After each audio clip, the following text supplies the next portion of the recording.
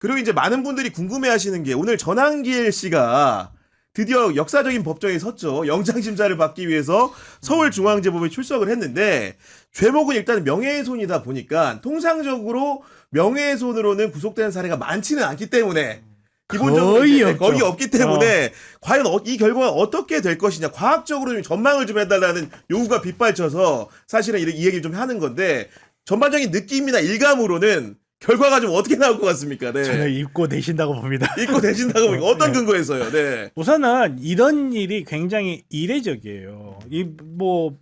뭐야 허위사실 적시 명예훼손으로 사실은 실형도 잘 안 나와요. 실형도 잘 안 나오고 대부분 이제 그 벌금 수준에서 끝나는 게 맞는데 맞습니다. 네. 이거를 경찰이 검찰에다가 영장 청구 신청을 했고 검찰이 전환기를 또 불러다가 조사를 한번 한 다음에 영장을 신청을 한 거란 그렇습니다. 말이에요. 네. 그만큼 검찰도 너무나 이례적이기 때문에 이 내용을 한번 본 거고 그리고 그럼에도 불구하고 자기네들이 봤을 때 굉장히 이례적인 사건인데도 청구해야만 한다라는 이유가 있는 건데 그 이유를 사실 전환기 보여줬죠. 왜냐하면 지금 전환기는 자기가 이제 막 신념에 차가지고 막 이야기를 하잖아요. 뭐 이재명이 하명 수사니 어쩌고 막 이야기를 하잖아요. 그 말은 뒤집어서 이야기가 뭐냐면요. 나 계속 할 거야 이러고 있는 거예요. 아하. 나 지금 이 이야기 계속 할 거야. 왜냐하면 야 나는 저기 뭐야 원래 기사에 나와 있던 거 그거 다시 한 것뿐이야. 그러니까 나는 죄 없어. 그 말은 나는 이거 계속 할 거야 라는 거고 거기에다가 정말 안 좋은 부분이 이거를 가지고 수익 창출을 했다는 거. 이게 이제 그 내란 기간 동안 스카이데일이었나요? 그게 단지 허위사실 적시가 아닌 굉장히 중한 처벌을 받게 된 이유거든요. 그걸 수익으로 연결했다. 그렇군요. 네. 그거 굉장히 중요할 것 같고 그리고 이게 앞에 신인규 변호사님도 계시지만 검찰 조사를 받는데 변호사 5명이 갔대요. 아, 지금 5명이 나갔어요, 진짜로? 언론에서 저도 본 거라 제가 그래요? 가서 본 네. 건데 얼마나 기괴하겠어요. 그 검사 하나에. 입장에서 이 명예훼손 사건에 한 명이 앉아 있고 거기에 변호사 5명이 쭉 있단 네. 말이야. 거기에서 무슨 이야기를 했겠냐고. 앞에 딱 있으면 아니 이거 30조 맞죠? 30조 이야기 누가 들어요? 꿈속에서 가브리엘이 해줬는데요. 이거를 뒤에서 변호사 5명이 앉아가지고 꿈에서 본 걸 이야기한 거니까 이거는 무혐의 해주셔야 됩니다. 이러고 있었다는 걸까? 거기에 중요한 사람이 한 명 있었죠. 중요한 사람이 아주 중요한 변호사. 누굽니까? 이하상 변호사님이 계셨거든요. 진짜요? 모르겠어요. 저는 어떤 건지는 모르겠는데 제 머릿속에서 상상했을 때 이분이 저기 우리 그 누구야 국방부 장관 누구였죠?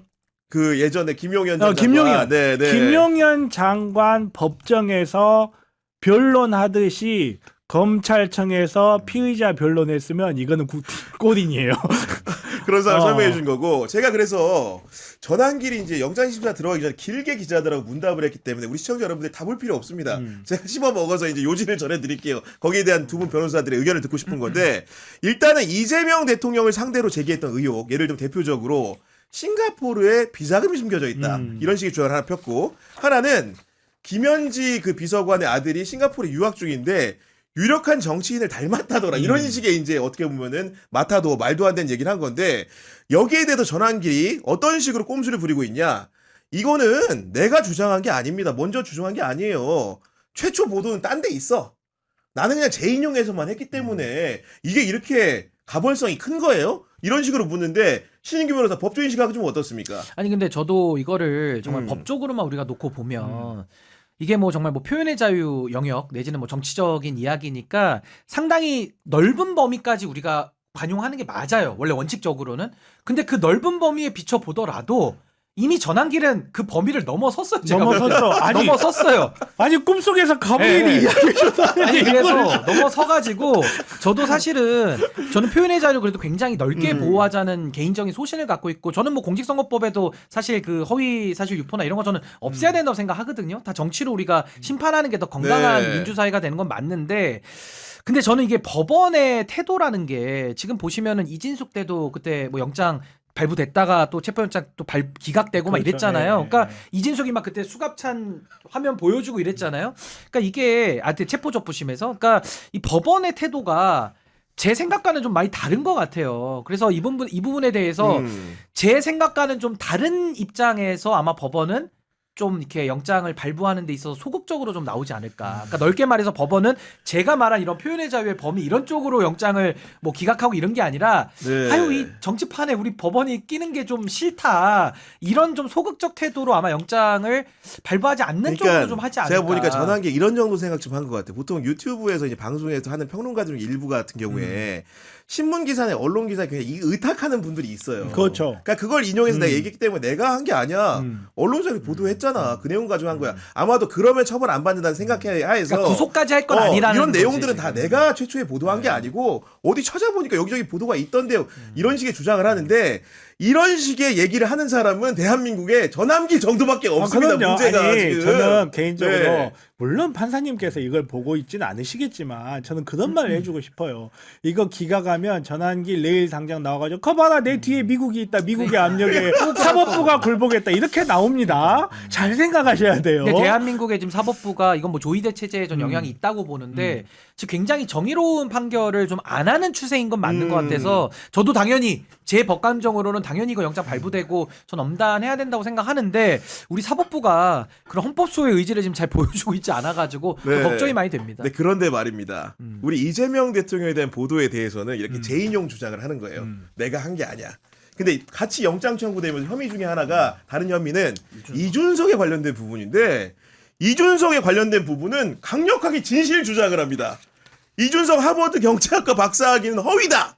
진실 규명이고 알 권리 충족이다. 전혀 다른 맥락에서 주장을 하는데 이건 어떻게 봐야 됩니까 지금? 아니, 그러니까 이런 주장이 좀 뭐 옛날에 과거에 뭐 타블로시 뭐 그런 뭐 학력 뭐 타진요. 타진요 뭐 그런 게 있었잖아요. 그러니까 뭐 오래 해온 주제긴 한데 저는 뭐 제가 이준석 의원의 그 학력에 대해서 제가 별로 이렇게 관심이 없어가지고 별로 들여다보진 않아서 자세한 내용은 잘 모릅니다만 결국에는 이게 또 오래된 얘기잖아요. 그러니까 뭐 학교 뭐 안 나왔는데 나왔다고 했다부터 해서 뭐 졸업장 위조했다 뭐 이런 취지의 주장인데 전 이게 얼마나 많은 분들의 공감을 살 수 있겠느냐. 저는 별로 여기에는 국민들이 관심이 없어요. 그러니까 여기에 대해서는 전환길 이준석 사이에서는 뭐 복잡한 논란이 있는지는 제가 잘 모르겠는데 우리는 알고 싶지도 않아. 알고 싶지도 않고 몰라. 국민들의 관심이 없어서 맞아요. 역설적으로 이거는 구속의 필요성을 많이 떨어뜨려요. 별로 관심이 없어 국민들이.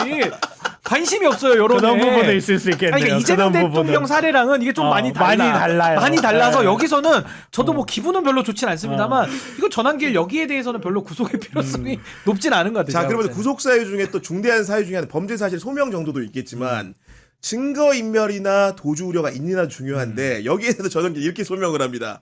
내가 미국에서 162일간 있다 온 건 맞는데 제가 2월 3일날 귀국을 해가지고 귀국 사유가 뭐였냐? 경찰 조사를 받기 위해서 귀국을 한 거다. 그렇기 때문에 내가 도망가려는 사람 아니다 얘기하는 거고. 자기 알리바이를 지금 그리고 여기에 더해서 또 이렇게 신박한 주장을 하나 했는데 결국은 이제 도주 우려가 없다는 점을 소명해야 되다 보니까 제가 또 얼굴도 이렇게 전 국민들에게 다 알려졌는데 어디를 도망갑니까? 이런 식의 주장을 합니다. 지금. 그러니까 저는 결국은 전환길 씨를 운명을 가르는 거는 저는 재범 위험성이라고 봐요. 재범 위험성. 도주 네. 위험성이 없어도 재범 위험이 높으면 입고예요. 그거는 피할 수가 없어요. 아니 너 밖에 있는 동안 조용히 얌전히 재판 잘 받아라고 하려고 불구속 기소를 하는 건데 아니 얘는 밖에 나가가지고 확신범이야 더더욱이나 그거 내가 하는 거 괜찮아 내 말 다 맞아 이러고 돌아다니면 법원 입장에서는 얘는 나가서 동일한 범죄를 또 저지르고 그것도 이 행위를 통해서 수익까지 창출을 한다면 돈까지 벌었다고 그렇죠. 한다면 이거는 네. 재범 확률이 너무 높다. 이런 판단하에서 구속이 될 가능성이 높아요. 그러니까 뭐 도주 위험, 증거 인멸 위험 뭐 하는데 이 중에 하나만 걸리면 되는 거야. 다 걸릴 필요 없어. 근데 제가 봤을 때는 이분은 재범 위험성이 압도적으로 높아. 야, 그래서 그 수익 관련된 부분들에 대해 변소를 그렇게 하고 들어간 거구나. 그렇죠. 근데 이제 본의 아니게 설명하다가 본인의 전환기 뉴스의 수익 구조에 대해서 좀 그렇죠. 밝힌 바가 있는데 예. 제가 이제 액면 그대로 방송을 적어놓은 걸 타이핑한 거라서 이게 얼마나 정확한지 따져봐야 되지만 이렇게 설명한 걸로 돼 있어요.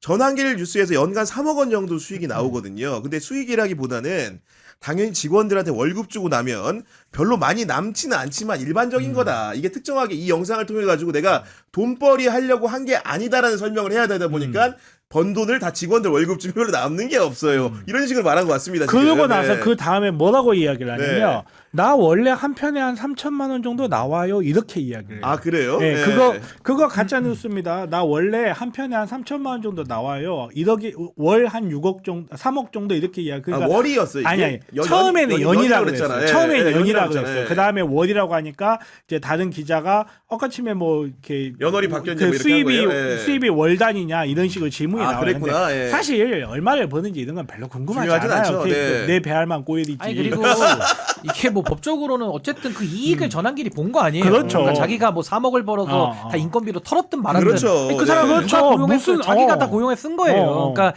이익의 귀속의 관점에서 봐야 되고 저는 그 재범의 위험성 때문에 저도 구속돼야 된다는 재범 입장이지만 위험성 때문에 아마 판사님은 그래도 전환길이 나가서 저 재범 일으킬게요 이렇게 얘기는 안 할 거 아니에요. 반성하겠지, 그 그러니까 아마 자리에서는. 또 그런 걸 가지고 또 전환길이 일단 지금은 잘한다고 근데 하니까 여기서 하나 잠깐 뭐냐면 저는 그래서 이재명 대통령에 대해서는 그렇게 설명할 거로 봅니다. 앞으로 이제 그렇게 안 하겠다는 취지로 얘기하겠죠. 답변할 수 있는 상당히 있다고 보는데 이준석에 대해서는 말이죠. 진실 투쟁을 한다고 했기 때문에 나가서도 그 의사를 굽힐 이유가 없어 근데 보여요. 문제는 별로 영향력이 없어요. 이게. 영향력이 퍼져야 되는데 아니 퍼지질 않아요. 같은 변호사도 이런 말 하는 게 되게 죄송스럽긴 한데 저는 전환길이 이 말로는 나 앞으로 안 그럴게요라고 하려고 해도 네. 주변에 변호사들이 가만히 안 있을 것 같아요.